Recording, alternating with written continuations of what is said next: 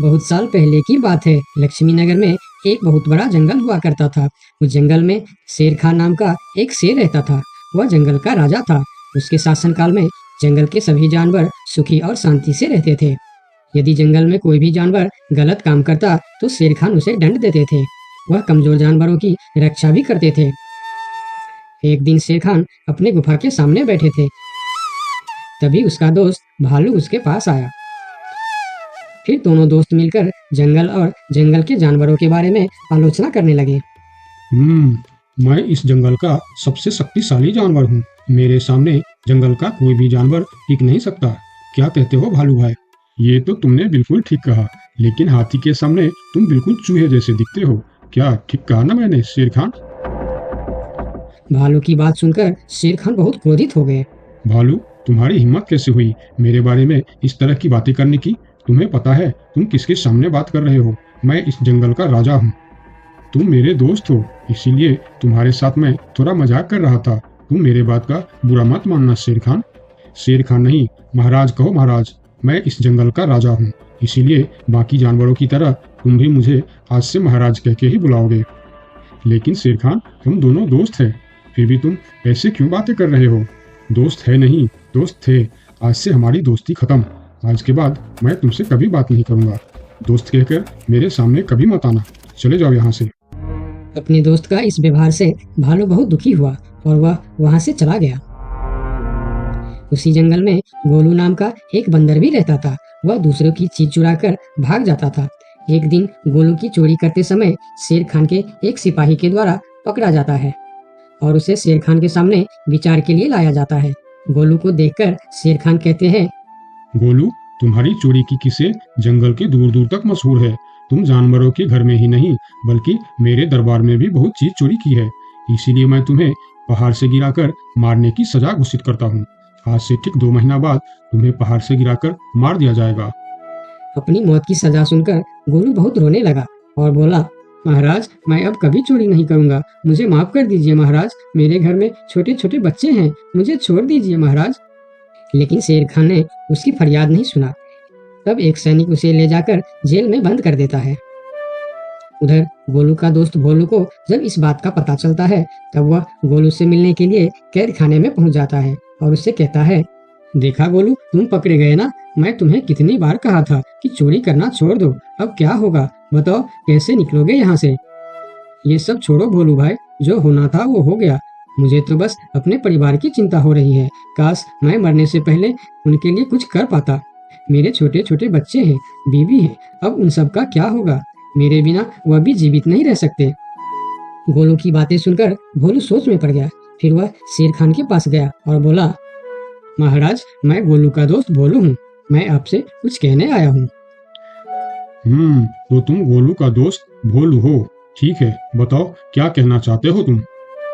महाराज, मैं चाहता हूँ कि आप गोलू को कुछ दिन के लिए उसके परिवार के पास जाने दें, ताकि वह मरने से पहले अपने परिवार के लिए कुछ इंतजाम कर सके। मरने वाले का आखिरी इच्छा पूरा कीजिए महाराज। आप एक बार उसके परिवार के बारे में भी सोचिए। गोलू ने जो किया उसमें उसके परिवार की क्या गलती है? अगर आप उसे कुछ दिन के लिए अपने परिवार के पास रहने दोगे तो शायद उसका परिवार बच जाएगा। मैं इस बारे में तुम्हारी कोई मदद नहीं कर सकता। अगर अपने परिवार से मिलने के बहाने गोलू भाग गया तो मैं किसको सजा दूंगा?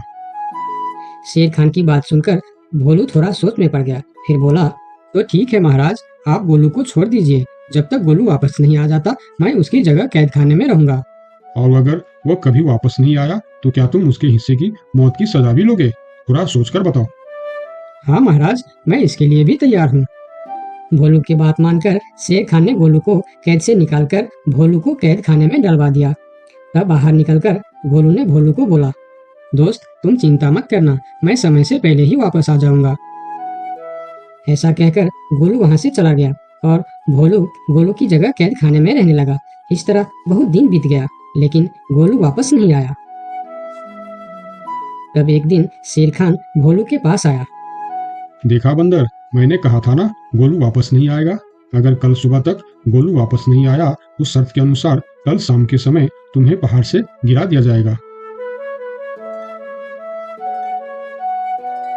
अगले दिन भी जब गोलू वापस नहीं आया, तब शेर खान और उनके सैनिक भोलू को लेकर पहाड़ के किनारे पर गए। फिर भोलू को खाई के किनारे खड़ा करके शेर खान ने कहा, देखा ना मूर्ख बंदर, तुम्हारे दोस्त तुमको धोखा देकर चला गया। अब तुम मरने के लिए तैयार हो जाओ। लेकिन इस बार भी गोलू नहीं डरा और बोला, कोई बात नहीं महाराज, मैं अपने दोस्त के लिए मरने के लिए भी तैयार हूँ। मैं यह जानकर बहुत खुश हूँ कि मेरा दोस्त अपने परिवार के साथ खुश है। मेरे आगे पीछे और कोई नहीं है, मैं तैयार हूँ महाराज। शेर खान और भोलू के बीच बातचीत चल ही रही थी कि तभी थोड़ी दूर पर गोलू उनके और आता हुआ दिखाई दिया। फिर पास आकर उसने बोला, तुम्हें ऐसा करने की कोई जरूरत नहीं है दोस्त। तुमने मेरे लिए जो किया उसके लिए तुम्हारा बहुत बहुत शुक्रिया। अब मैं अपनी सजा पूरी करने के लिए तैयार हूँ। महाराज छोड़ दीजिए मेरे दोस्त को। गोलू, तुम्हें वापस आने की क्या जरूरत थी? मैं यह सजा ले लेता था। तुम्हारे घर में छोटे छोटे बच्चे हैं, बीवी है, उनका क्या होगा? मेरे परिवार में मेरे अलावा और कोई नहीं है, इसीलिए यदि मैं मर भी जाऊं तो मेरे लिए किसी को कोई दुख नहीं होगी। तुम यहाँ से चले जाओ। नहीं दोस्त, गलती मैंने की है, इसीलिए सजा भी मुझे ही मिलनी चाहिए। उन दोनों की दोस्ती को देखकर शेर खान सोचने लगे, ये दोनों अपने दोस्ती के खातिर एक दूसरे के लिए जान देने के लिए तैयार है, और मैं एक छोटी सी बात के लिए अपने सबसे अच्छे मित्र भालू से दोस्ती तोड़ दी। यह मैंने बहुत बड़ा गलती कर दी। मुझे इसका प्रायश्चित करना ही होगा। किसी को मरने की कोई जरूरत नहीं है। तुम दोनों की दोस्ती देखकर मैं गोलू की सजा माफ करता हूँ। और याद रखना गोलू, अगर तुमने फिर से चोरी की तो अगली बार मैं तुम्हारी सजा माफ नहीं कर पाऊंगा। नहीं नहीं महाराज, आज के बाद मैं फिर कभी ऐसा गलती नहीं करूंगा। आज से मैं ईमानदारी से मेहनत करके अपना परिवार चलाऊंगा। आपका बहुत बहुत धन्यवाद महाराज। ठीक है, अब तुम लोग यहाँ से जा सकते हो। उनके जाने के बाद शेर खान सीधा अपने दोस्त भालू के पास गया। भालू मेरा दोस्त, मैं यहाँ तुमसे माफी मांगने के लिए आया हूँ। मैंने जो उस दिन तुम्हारे साथ व्यवहार किया वह बहुत गलत था। मैं बहुत शर्मिंदा हूँ, मुझे माफ कर दो मेरे दोस्त। लेकिन महाराज, आपने तो कहा था। महाराज नहीं, शेर खान बोलो, शेर खान। आज से तुम मुझे महाराज नहीं, शेर खान ही बुलाओगे, क्योंकि दोस्त एक दूसरे के नाम लेकर ही बुलाते हैं। आज से तुम मेरे सबसे अच्छे दोस्त हो। गोलू और भोलू की दोस्ती देखकर शेर खान को अपनी गलती का एहसास हुआ और उसने भालू से माफी मांगी और दोनों फिर से दोस्त बन गए। तो दोस्तों, इस कहानी से हमें यह सीख मिलता है कि कभी कभी दूसरे के अच्छाइयों को देखकर भी हम अच्छा बन जाते हैं। इसलिए हमें हमेशा अच्छे लोगों के साथ ही दोस्ती रखनी चाहिए और अच्छे अच्छे काम भी करनी चाहिए। आपका बहुत बहुत धन्यवाद। एक समय की बात है, लक्ष्मी नगर में एक बड़ा जंगल था। उस जंगल में सोनू नाम का एक हिरन रहता था, जिसे जंगल में रहते हुए काफी साल हो गया था। सोनू का इस दुनिया में कोई नहीं था। कुछ महीने पहले ही उसका माँ बाबा गुजर गए थे।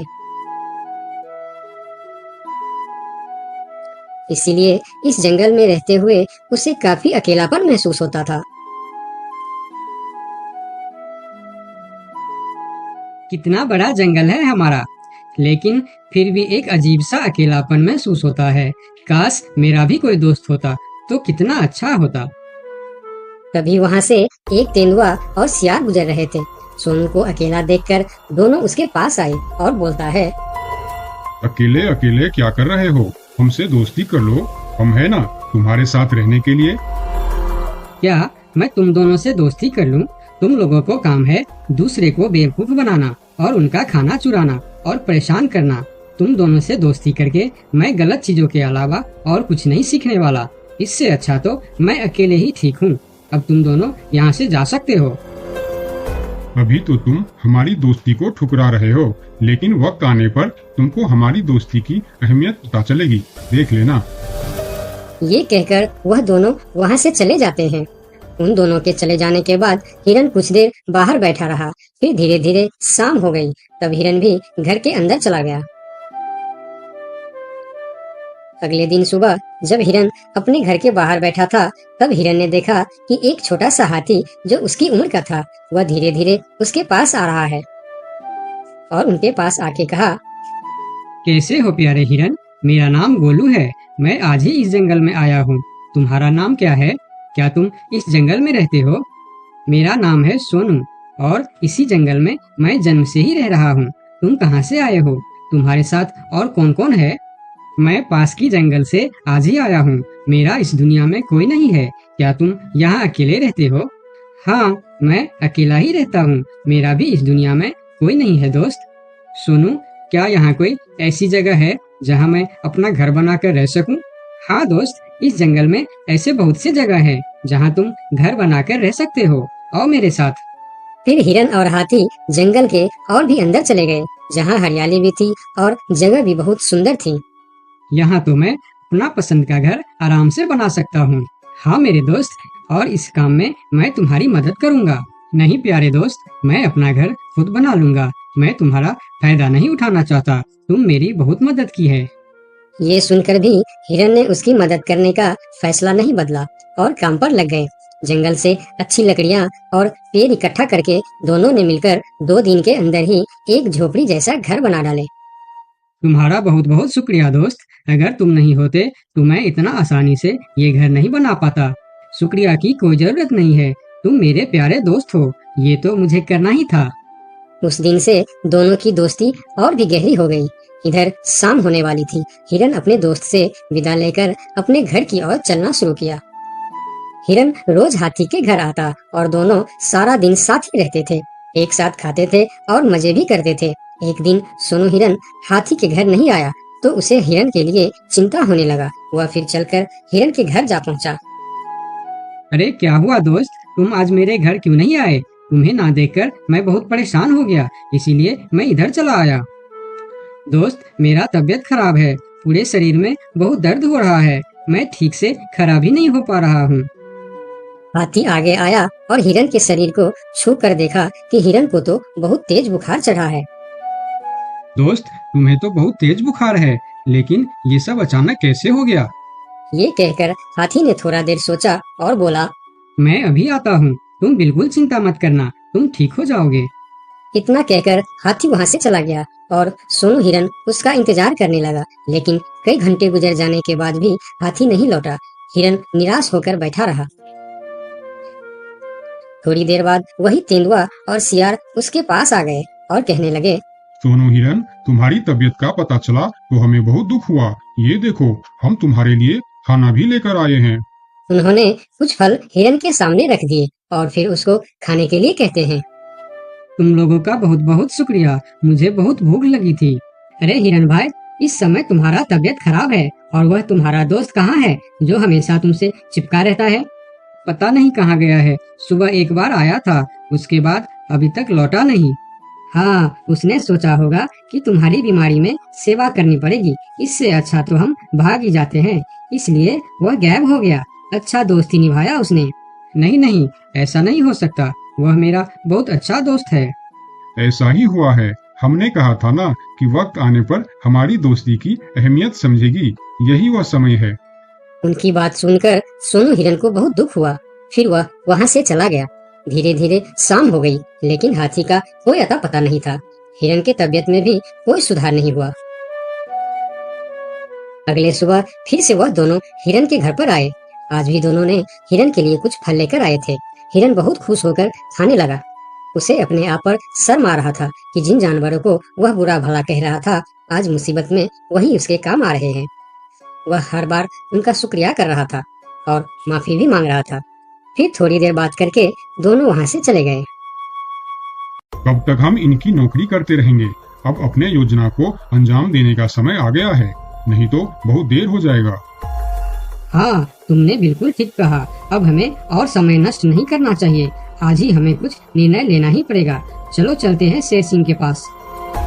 शाम के समय जब हिरन अकेला था, तब हाथी वहाँ पर पहुँचता। उसको देखते ही सोनू हिरन को बहुत गुस्सा आ गया। क्या देखने आए हो यहाँ? यही कि मैं जिंदा हूँ या मर गया?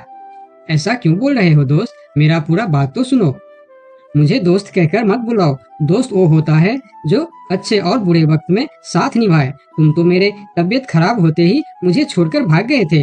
मुझे खाना भी वह लोग लाकर दे रहे थे जिससे मैं बात तक करना पसंद नहीं करता था।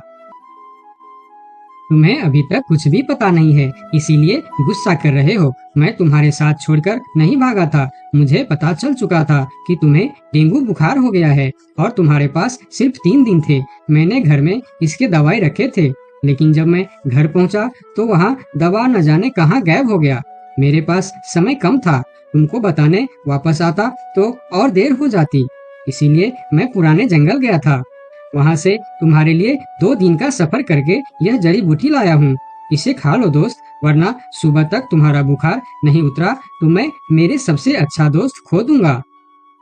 ये सुनकर सोनू हिरन के आंखों में आंसू निकल आए। उसने तुरंत वह जड़ी बूटी खा ली। मुझे माफ कर दो दोस्त, न जाने मैं कैसी तुम्हारी दोस्ती पर शक कर बैठा। यकीन मानो तुमको वापस देखकर मुझे बहुत अच्छा लग रहा है। फिर दोनों ने बातें करने लगे। इतने में सोनू को अच्छा महसूस होने लगा। फिर वह उठकर खड़ा हो गया।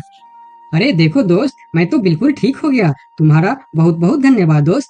दोनों घर के बाहर बातें कर रहे थे। तभी वहाँ पर शेर सिंह को साथ लेकर वह दोनों आ गए। तुम लोगों के साथ ये शेर सिंह यहाँ क्या कर रहा है? शेर सिंह, यही वह हिरन है जिसे हमने आपके लिए तैयार किए हैं। ये सुनकर हिरन डर गया और फिर उसको समझ में आया कि ये दोनों क्यों इसका सेवा कर रहा था।